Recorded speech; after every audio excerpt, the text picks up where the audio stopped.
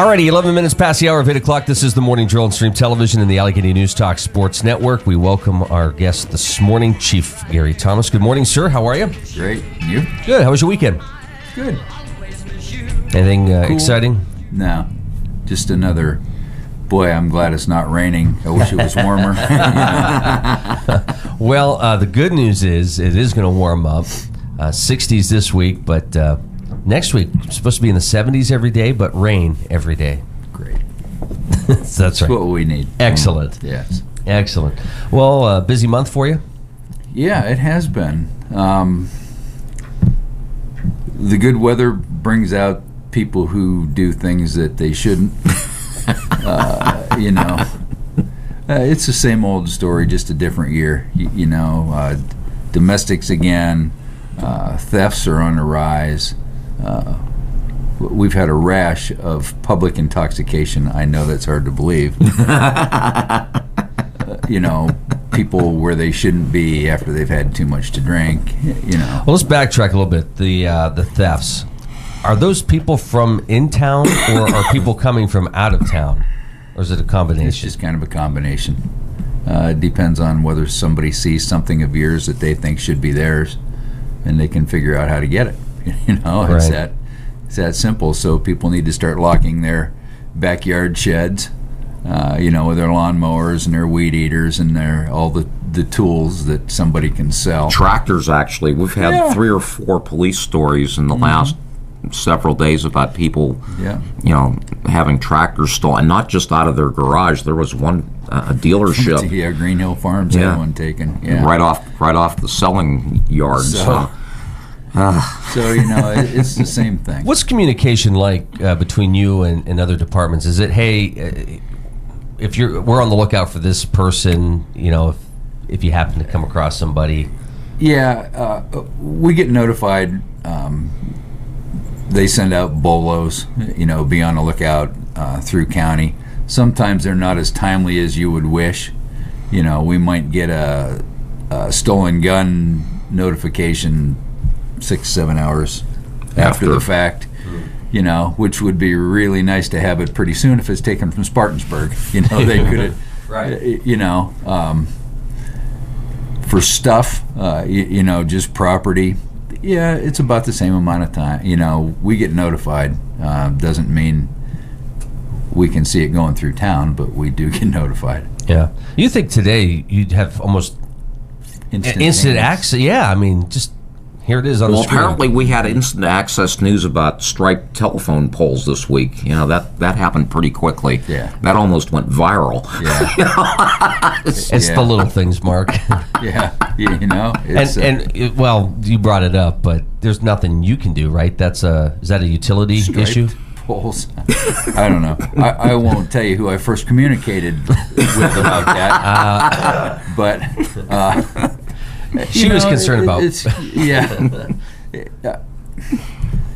Right there's really no victim, no crime. I mean, if the utility company calls, it is what it is.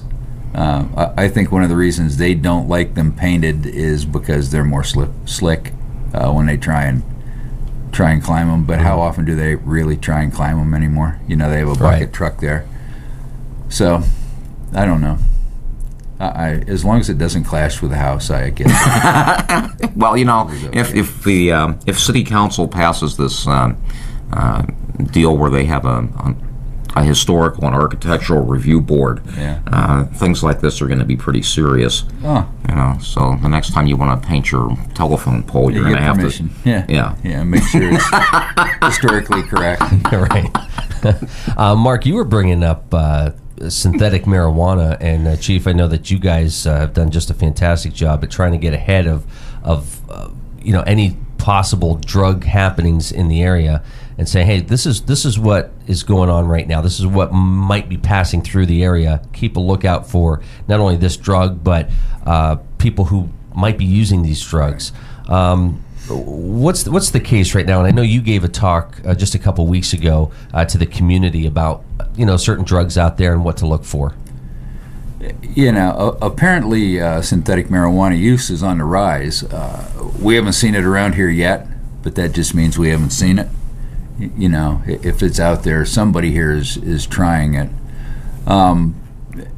You know, a year or two ago when we first tried to bring this to everybody's attention and tell people how it affected kids, you know, with the convulsions or deaths or respiratory distress, you know, there's just a plethora of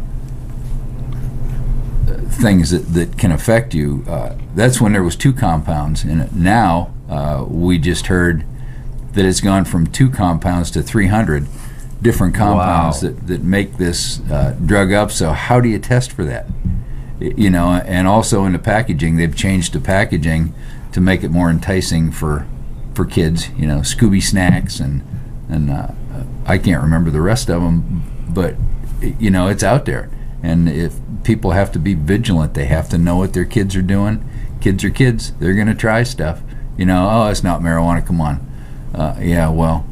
We actually picked up, we were talking about this just before we went live here, we picked up a couple of stories on Friday by the AP talking about a couple of different instances. In York County, there were 3 cases where people went to the emergency room with that, and they caught a bunch of folks that were selling the stuff, but they have no idea how much else was out there. Mm-hmm. The more alarming story was the one in northeast Pennsylvania, up in Allentown and Bethlehem, where there were probably 2 dozen cases in the space of about a week and a half or 14 days or thereabouts, where they had kids coming into the pediatric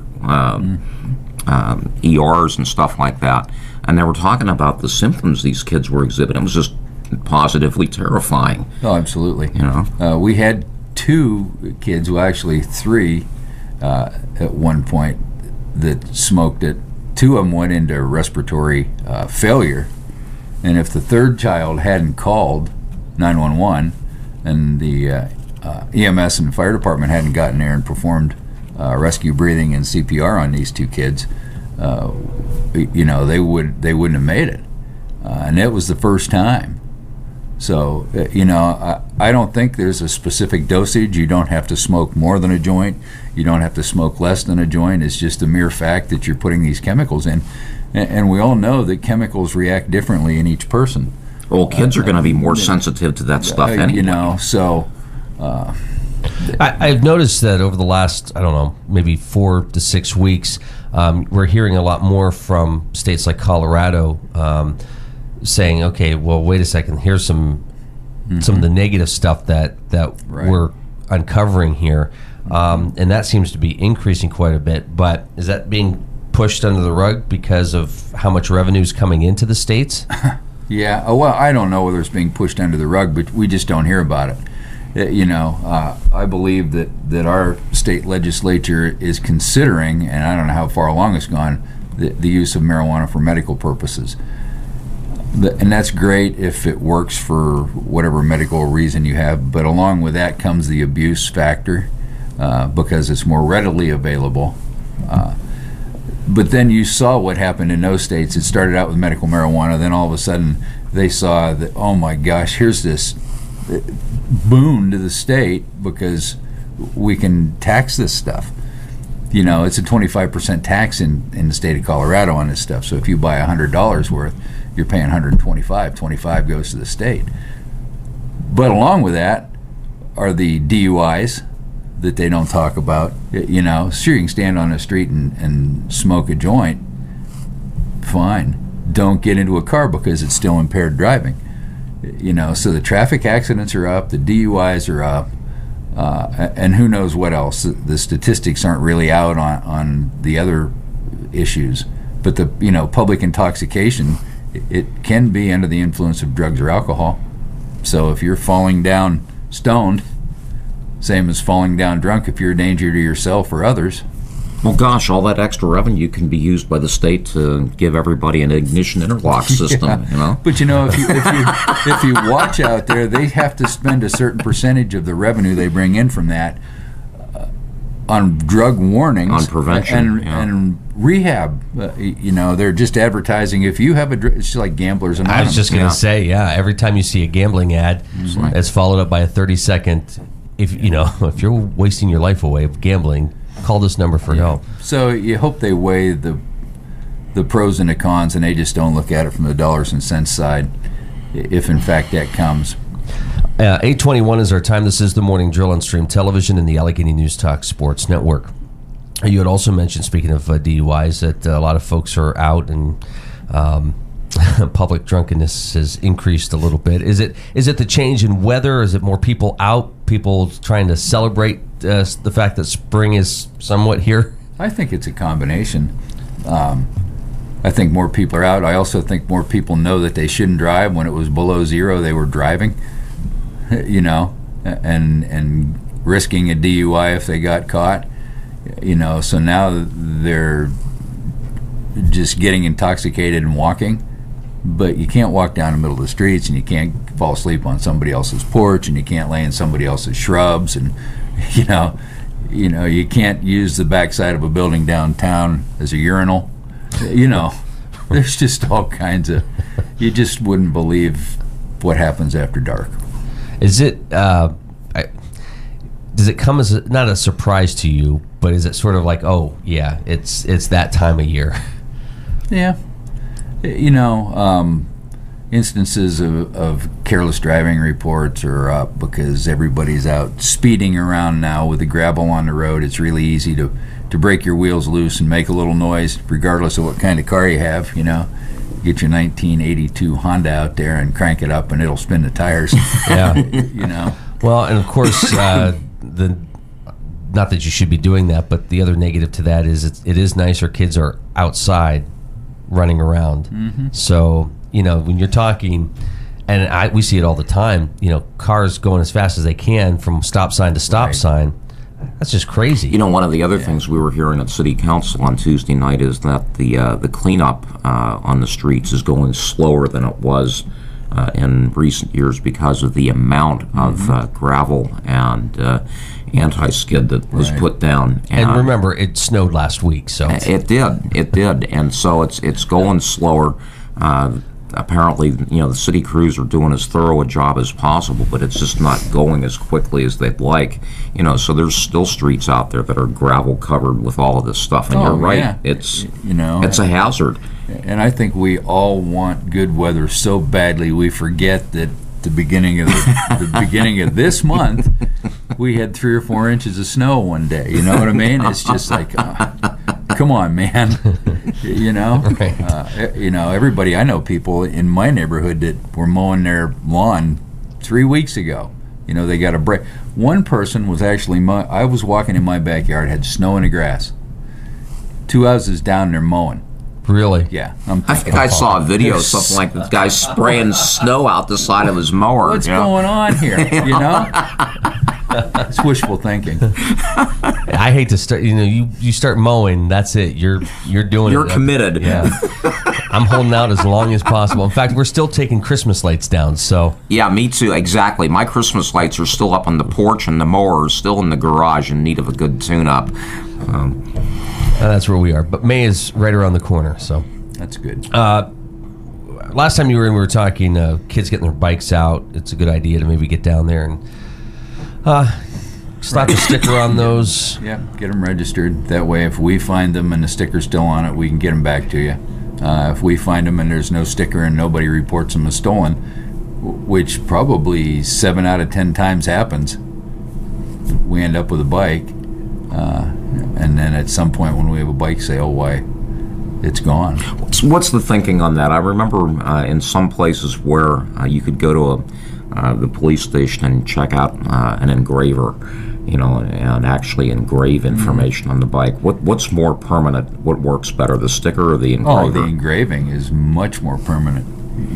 These kids or whoever takes these bikes, one of the first things they do is look for the sticker and scrape it off.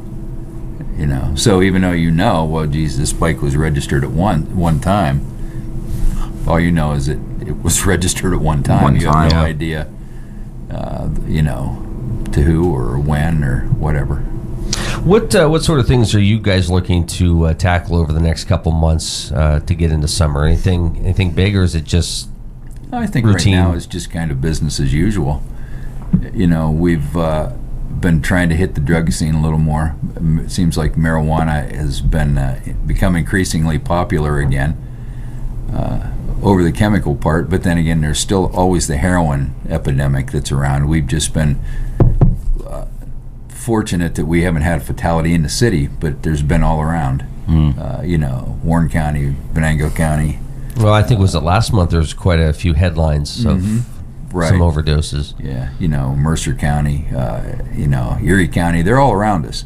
That doesn't mean that nobody here's using it. That means that nobody here's died yet, which is a good thing, because apparently it's a bad batch, and by that I mean they've either cut it with something that doesn't mix well with a human, or else they didn't cut it enough, and so somebody's using it, shooting up or whatever they're doing with it, and it's a hot shot, which means it's way more than they can handle. Same dosage they always use, but it just shuts their heart down. This is going to sound stupid on my part, but it seemed like... When is that different? I set them up for that bad. A number of years ago, you would hear people in the community say, well, it's those college kids bringing that in. That's really not the case, is it? No. Who's to say that maybe they might, if they go home and they come back, they may have something. But we don't need college kids to bring stuff in.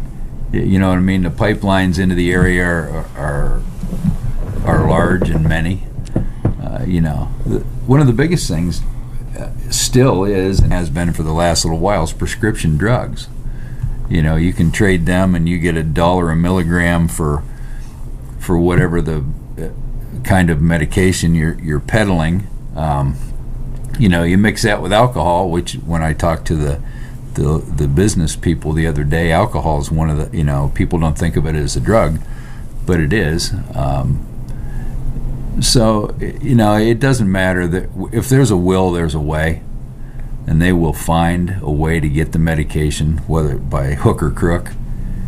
It's is it do you see that increase during the school year when kids are closer together, or is it coming up this time of year when summer hits and the kids are done with school? I don't know. I think it's just any time. A buck's a buck, and it depends on whether they can get a hold of the medication from the cabinet. Parents should always give the single dosage to the child. Don't say, geez, go get your go get your pill for ADHD. Yeah. Well, that's a recipe, depending on the child, for maybe one or two to you be mentioned missing. that the last time you were here, and I went away from that thinking I could never have done that. We never, when I was when my kids were at home, that was such a common sense thing. You dosed the medicine out yourself. You never told the kids to go to the cabinet. Yeah. And I actually heard this conversation take place. Somebody passed, and they had their medicine cabinet full of medicine, and it was brought up, the police department can handle that, and somebody said, oh no, you don't want to do that because they'll track you down then, or they're going to look into how much medication. I said that's ridiculous. No. The one thing that has changed in our medication drop-off box is we found out the last time we destroyed them is all we can take is just pills. If it's liquid or it's EpiPens or it's anything like that, self-dose, we can't take them. They can't destroy them. They refuse to burn them, which is what they do. So they need to be all popped out of the plastic things that they're in. They need to be just put in baggies and dumped into our bin. We've got a ton of stuff up there. Now, the last time we had to stand over where the incinerator was, every department did that was doing this, and take all the pills out of the individual things. They set up a tent, and it was raining. Yeah, I know that's hard to believe. But, and it was an Air Force incinerator, a portable one that they brought in, and they just absolutely would not let you put in anything. Come on, man, it's a plastic thing. Yeah. So time to call Safety Clean. Let those folks do it. Yeah. Chief Thomas joining us next month. We're going to be just days away from graduation, so we'll talk about summer safety. Absolutely. All righty, Chief, thank you so much for joining us. Enjoy the rest of your April. Baseball starts tomorrow. So. All righty. Thanks, Chief.